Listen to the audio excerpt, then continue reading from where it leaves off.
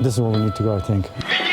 As Joseph and Michelle Assad work their way across the globe, their minds are focused on their destination. All right, we gotta catch our flight. The northern Iraqi city of Erbil, where the ancient citadel and bustling central market sit amid a forest of half-built high-rises. The streets, for the most part, are peaceful.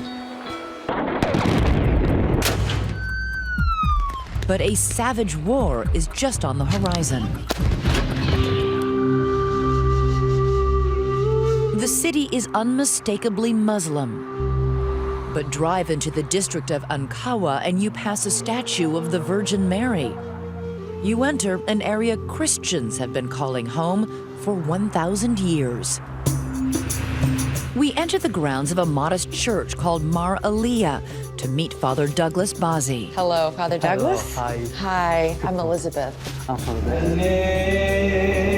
For years, he has been here reading the gospel written in Aramaic, the language of Iraqi Christians, and the original language of Jesus. But Mar Alyah is more than a house of worship. Today, it is a haven for 560 Christian refugees who have fled the horrors of ISIS, living here in the courtyard for the past 15 months, less than an hour's drive from the fighting. How concerned are you about the security situation? How concerned are the people who live here? Do you think we have choices? We don't have choices here. I'm surprised how my people still exist here. By the way, I never call it camp. You don't call it a camp? No, I call it center. Under an asphalt sky, Father Douglas leads us into the warren of metal containers called caravans. So obviously this is the wash, and this is where they cook. Yeah. Each one housing an entire family. How many people live here? Live here, 6. 6 people in this? Yes. In this? In this caravan. And as we spoke to the people surviving here, we pieced together the story of how this all came to be. Actually, it was terrible. I don't want to remember that. The refugees come from a town called Qaraqosh, once a town of 50,000, the largest Christian majority city in Iraq. We thought like Qaraqosh is a peaceful place. On August 6, 2014, that all ended when ISIS mortars began raining down from the sky. Lillian Sakat is a 24-year-old kindergarten teacher. When they began bombing, 2 children and a woman died. Just days before, in a nearby town, ISIS took women and young girls as sex slaves. So for Rita Khalil and her older sister Rania, the choice was simple. Was that part of why you knew you had to run?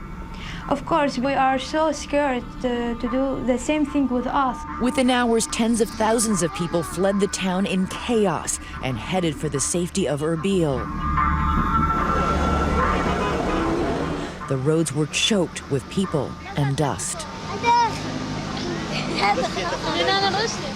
Nissan Buttress, a retired pharmacist, captured the terror of that night on videotape.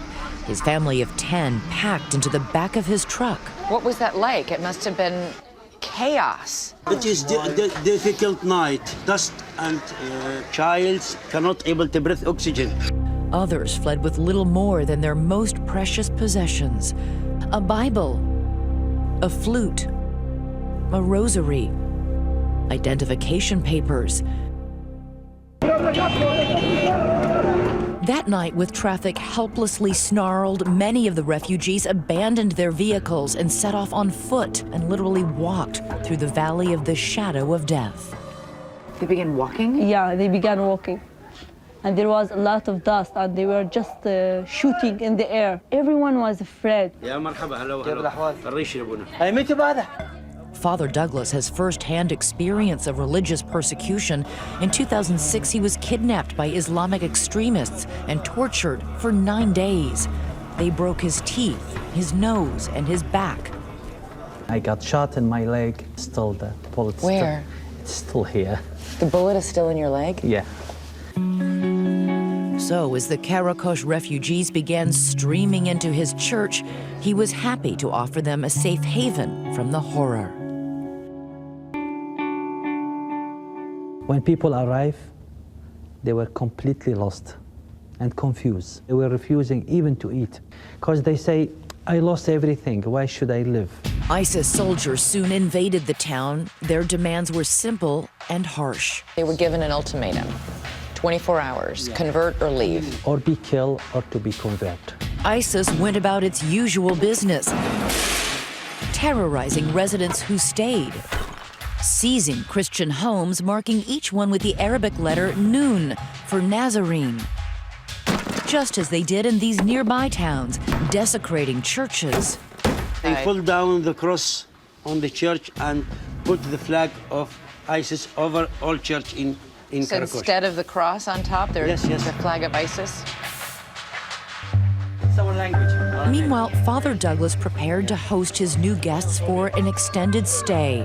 As the days became weeks and then months, the refugees went from sleeping on the ground to sleeping in tents, and finally to the caravans we saw today. It is not the world's grittiest refugee camp, but conditions here are bleak. Children sleep like sardines. Space heaters are the only way to keep warm, as long as the electricity is running. And hundreds of people share a handful of communal bathrooms. The same toilet, the same showers. So we have this facility here is for men and for women. Still, everywhere we are met with friendly smiles. We notice that nearly half the camp is under the age of 18. Hello, hello. Oh, is she blowing you kisses? That's so sweet. Come in. Marhaba. During the last year, 8 babies were born. This little girl, named Flower of the Spring, is just 12 days old. Oh, she's so beautiful. All of life happening in your courtyard? I cannot tell my people to slow down. In our culture, at least to have occasion for happiness is better to not be sadness. There are even weddings like this one, the people preserving their endangered culture. And with this nativity scene at the courtyard, preserving their religion. Home is where Jesus is. They took our houses and we became one family. They took our churches and now we became one church. Look to our faces. Actually, we took from them everything. The refugees know they can't stay here forever, but where do they go? The answer, when it comes, is surprising. It comes from that unlikely American couple, Joseph and Michelle Assad, now making their way here with an audacious and risky plan. I'm worried because I have a lot of people, man, on the line. And a magic suitcase to make it all happen. This is incredible. It is, it's becoming a reality.